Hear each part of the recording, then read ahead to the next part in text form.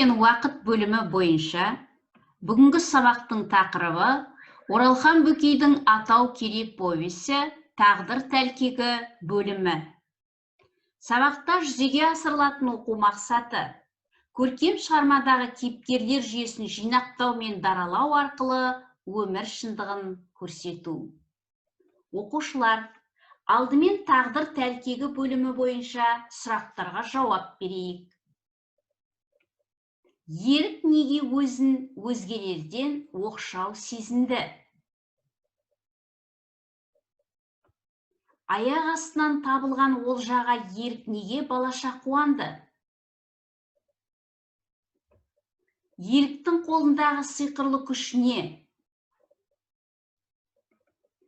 Екеуміз де бұрынғы палуанбыз деген мысқылдың астары неде? Жақсы, бөлім мазмұнын меңгерген екенсіздер. Олай болса, оқу мақсатына сай тапсырмалар орындаймыз. Бірінші тапсырма: үзіндіні оқып, кейіпкерлер іс-әрекетіне талдау жаса. Дескриптор: үзіндіні оқып мазмұнын түсінеміз, кейіпкерлерді іс-әрекеті арқылы даралаймыз. Бірінші үзіндіге назар аударайық.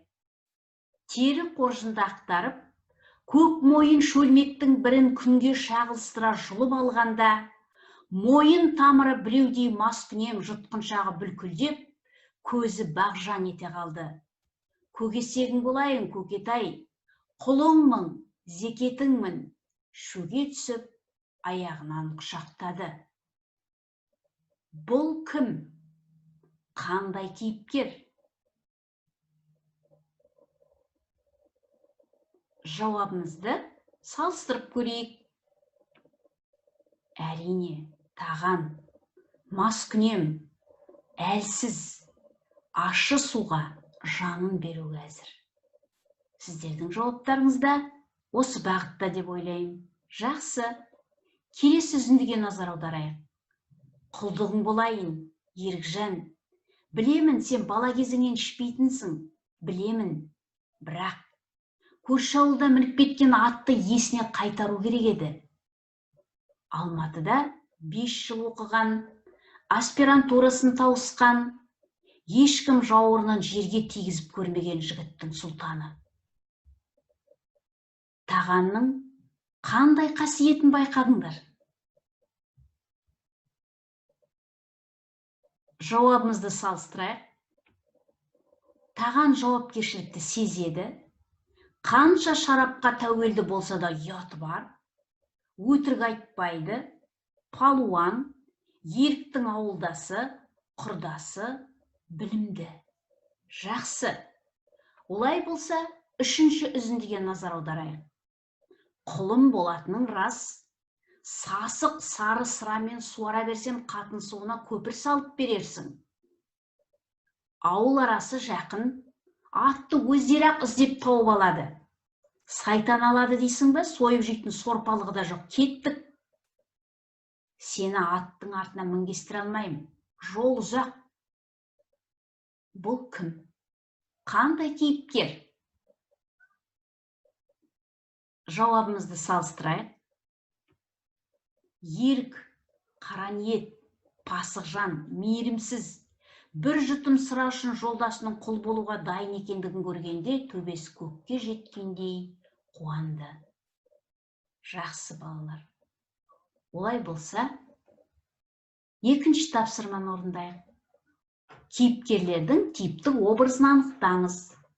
Дескриптор: көркем шығарма кейіпкерлерін жинақтаймыз, шынайы өмірмен салыстырамыз.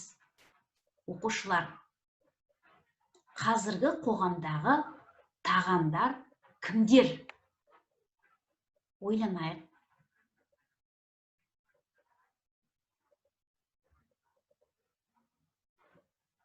Тіл, жер, дәстүрге жан ашиды.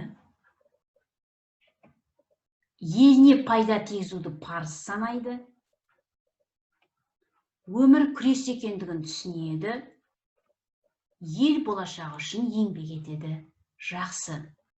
Олай болса, қазіргі кездегі еріктер әлеміне назар аударайық. Кімдер олар?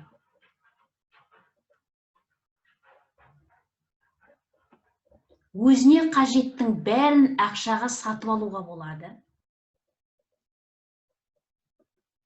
Өз пайдасы үшін ештеңеден тайынбайды. Ұрпақ қамын ойламайды.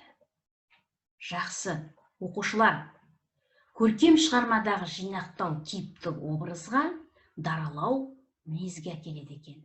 Жарайсыздар. Олай болса, бүгінгі сабақ бойынша өзімізді бағалап көрейік. Иә, жоқ деген белгі қоясыздар. Сен көркем шығармадағы кейіпкерлерді даралай алдың ба? Типтік бейнені таба алдың ба? Көркем шығарма оқиғасын өмірмен салыстырдың ба? Өзіңізді әділ бағалады деген ойдамын. Оқушылар, оқу мақсатына сай сіздерге өздік жұмысын ұсынамын. Дескриптор. Шығарма оқиғасын өмірмен байланыстырамыз, өз пікірімізді жазамыз. Сонымен бүгінгі сабағымызды қорытындылайық. Біздер көркем шығармадағы кейіпкерлер жүйесін жинақтау мен даралау арқылы өмір шындығын көрсеттік. Өмірді басынан бастау қиын, бірақ өзгертіп жалғастыруға болады. Бүгінгі сабақта пайдалы пікір алдыңдар деген ойдамын.